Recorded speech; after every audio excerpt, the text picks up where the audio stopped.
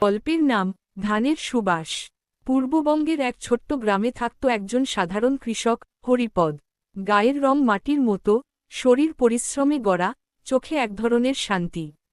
গরিব হলেও তার মন ছিল ধনী। স্ত্রীর নাম ছিল গীতা, আর একমাত্র ছেলের নাম পলাশ। হরিপদর জীবনের সবচেয়ে বড় স্বপ্ন ছিল ছেলেকে পড়িয়ে বড় মানুষ করা।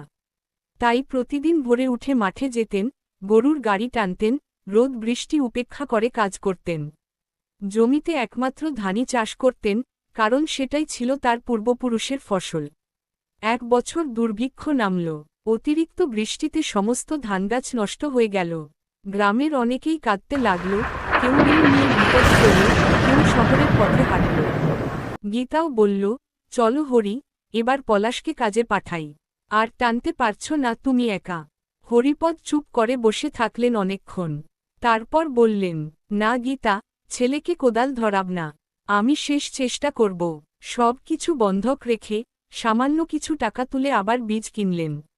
এবার দিনের পর দিন নিজের হাতে জল ঢাললেন, আগাছা তুললেন, ক্ষেতের পাশে বসে মন্ত্র পড়লেন যেন প্রকৃতি কৃপা করে।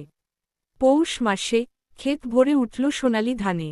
গায়ে ধান ছোঁয়ার সুবাস লেগেই থাকত। হরিপদ ধান তুলছিলেন হাসি মুখে, হঠাৎ পাশের একজন জিজ্ঞেস করল, হরিদা, সব কিছু হারিয়েও আবার দাঁড়াতে পারলেন কিভাবে?